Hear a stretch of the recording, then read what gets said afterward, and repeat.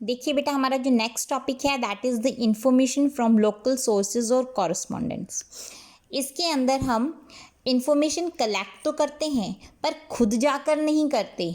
इसके अंदर हम इंफॉर्मेशन के लिए लोकल सोर्सेज छोड़ते हैं, लोकल पीपल को ही वहीं पर लगा देते हैं उस काम के लिए कि आपको इन्फॉर्मेशन कलेक्ट करनी है एक डिफरेंट एरिया में, ठीक है। या फिर कॉरस्पॉन्डेंट्स छोड़ देते हैं, जैसे कि हम अपने टीवी न्यूज़ वगैरह में देखते हैं, वहाँ पर एक जो न्यूज़ रिपोर्टर होता है वो अलग होता है, वो कॉरस्पॉन्डेंट्स अपने छोड़ता है अलग अलग एरिया में। वहाँ से वो रिपोर्ट इकट्ठी करके, वहाँ की न्यूज़ इकट्ठी करके आगे ट्रांसफ़र करता है टू द न्यूज़ रिपोर्टर, जो मेन रिपोर्टर होता है उसको देता है। तो जो रिपोर्टर होता है वो अलग है, जो न्यूज़ कलेक्ट करता है, ठीक है, जो कॉरस्पॉन्डेंट्स होते हैं वो अलग होते हैं। तो इसमें क्या है, जब एक व्यक्ति काफ़ी हमारा जो वाइड एरिया हो, हमारी जो कलेक्शन है डाटा का, जब वो एरिया वाइड हो जाए तो उस वक्त एक अकेला व्यक्ति इस पूरे एरिया को कवर नहीं कर सकता। तो वहीं के व्यक्तियों को या फिर एक से ज़्यादा व्यक्तियों को अपने अंडर क्या कर लेता है, काम दे देता है कि आपको इस एरिया से कलेक्ट करना है, आपको इस एरिया से, आपको इस एरिया से, आपको इस एरिया से, ठीक है। इन्फॉर्मेशन कलेक्ट करने के लिए अलग अलग लोगों को वो लगा देता है। सुटेबल कहाँ रहेगा?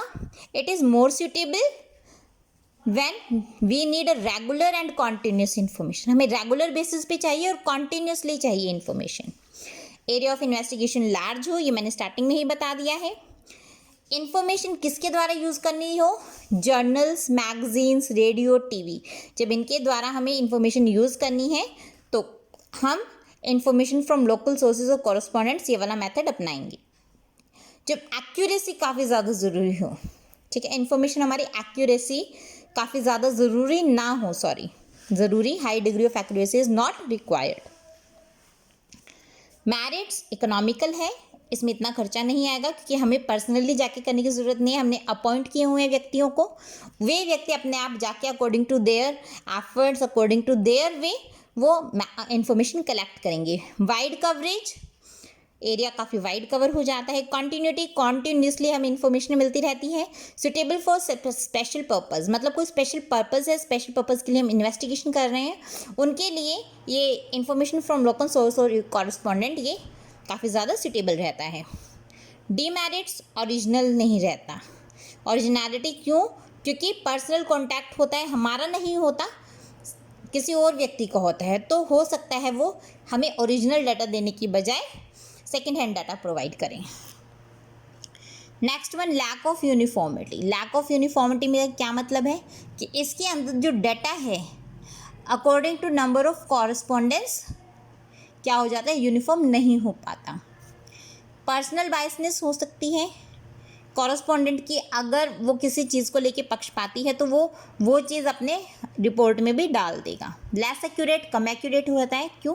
हमने पर्सनली जाके डाटा कलेक्ट नहीं किया है, हो सकता है थोड़ा सा मोल्ड आउट करके तब कॉरस्पॉन्डेंट हमें डाटा प्रोवाइड करें।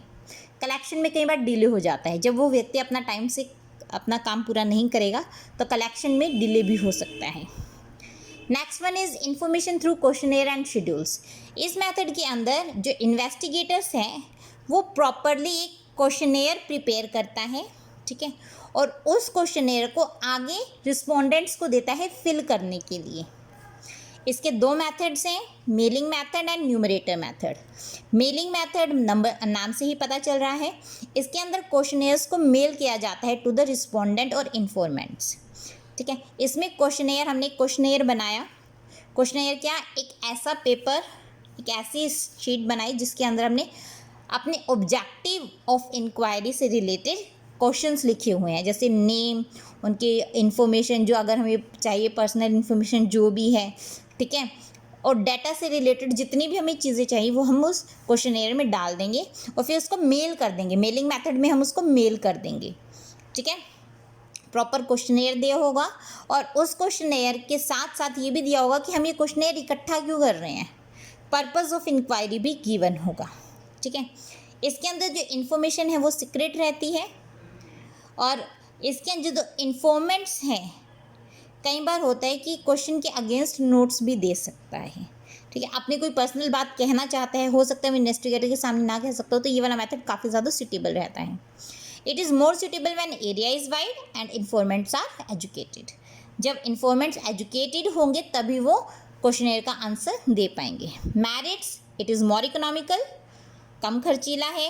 ओरिजिनल, इसमें डाटा हमें ओरिजिनल मिलता है, क्यों, हमें डायरेक्टली रिस्पोंडेंट से ही डाटा मिलेगा। Wide coverage, wide area cover हो जाता है। डीमेरिट्स, लैक ऑफ इंटरेस्ट, ज़्यादातर जो रिस्पोंडेंट्स हैं वो क्वेश्चनेयर फिल करने में इंटरेस्टेड नहीं होते, ठीक है। तो कई बार क्या करते हैं, वो इनकम्प्लीट आंसर्स देते हैं, कंप्लीट आंसर्स नहीं देते।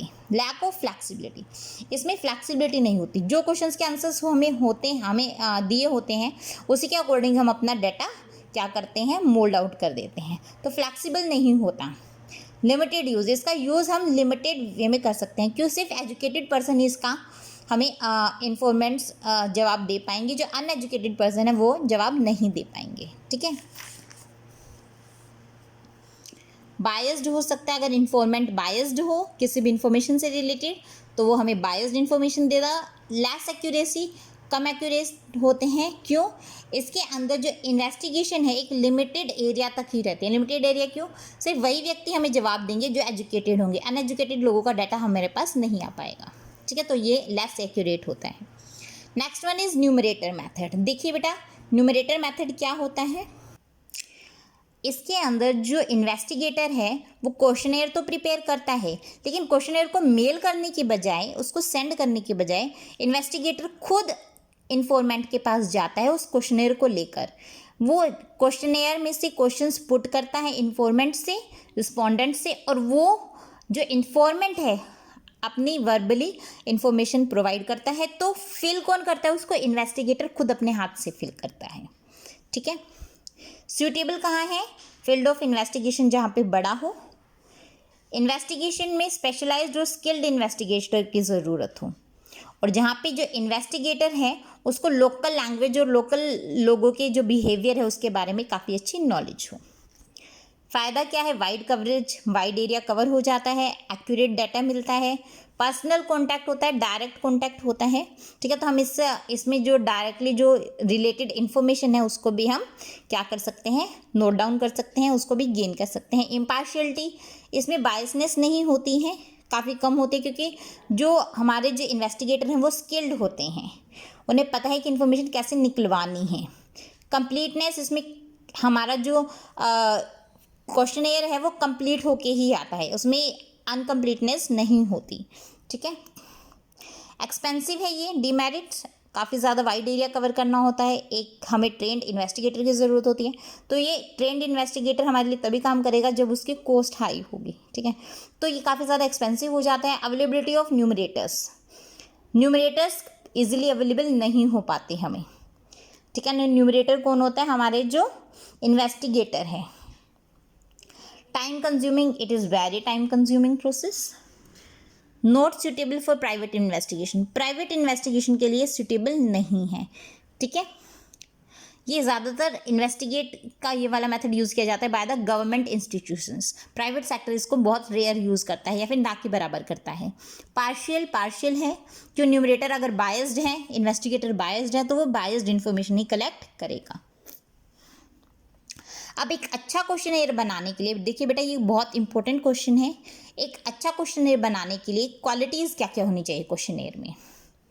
लिमिटेड नंबर ऑफ क्वेश्चंस, बहुत सारे क्वेश्चंस ना देकर लिमिटेड नंबर ऑफ क्वेश्चंस होने चाहिए। सिंप्लिसिटी, सिंपल होने चाहिए क्वेश्चंस, डायरेक्ट पूछे जाने चाहिए। Proper order of the questions, questions का ऑर्डर प्रॉपर हो, जैसे पहले नाम पूछा, ठीक है, फिर पिताजी का नाम, फिर उनका एड्रेस, फिर पूछा मैरिड है या अनमैरिड, उसके बाद बच्चे। ऐसा नहीं पहले पूछ लिया बच्चे फिर पूछे मैरिड है या अनमैरिड, नो, ठीक है। प्रॉपर सीक्वेंस में क्वेश्चंस को पुट करना चाहिए। नॉन कंट्रोवर्शियल, कंट्रोवर्शियल ना हो। कंट्रोवर्शियल मीन्स ऐसे क्वेश्चंस इसके अंदर ना डाले जाएं जिसके बारे में डबल आंसर्स मिलें, ठीक है, जो सामने वाला जवाब देने से थोड़ा सा हिचकिचाए। कैलकुलेशन बेस्ड क्वेश्चंस ना हो, ठीक है। अगर क्वेश्चंस है कैलकुलेशन बेस्ड, किसी भी क्वेश्चन में कैलकुलेशन करनी है तो इन्वेस्टिगेटर खुद करे, ना कि रिस्पोंडेंट के ऊपर छोड़े। Pre testing pilot service, pre testing pilot service क्या है, इसके अंदर कुछ क्वेश्चन है ट्रायल बेसिस पर भी पूछे जा सकते हैं। अगर उसकी जवाब देने में सामने वाले को कुछ मतलब डिफ़िकल्टी होती है तो उन क्वेश्चंस को अलग तरीके से, उन्हीं क्वेश्चंस को अलग तरीके से रीफ्रेम करके फिर दोबारा पूछा जा सकता है। इस तरह की टेस्टिंग क्या कहलाती है, प्री टेस्टिंग पायलट सर्वे। इंस्ट्रक्शंस गिवन होनी चाहिए कि जैसे अगर आपका फ़ोन नंबर पूछा हुआ है तो it should be in 10 digits, ये 10 डिजिट्स के अंदर होना चाहिए। क्रॉस वेरिफिकेशन, क्रॉस वेरीफाई करना चाहिए, ठीक है।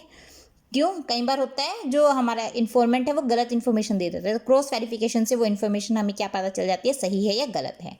रिक्वेस्ट फॉर रिटर्न, रिटर्न के लिए अगर हमने मेलिंग मेथड्स के थ्रू भेजा है तो रिटर्न के लिए हमें रिक्वेस्ट करनी पड़ेगी, करनी चाहिए, क्योंकि जब तक हम रिक्वेस्ट नहीं करेंगे तब तक वो सामने वाला उसको सीरियसली नहीं लेगा रिटर्न करने के मामले में।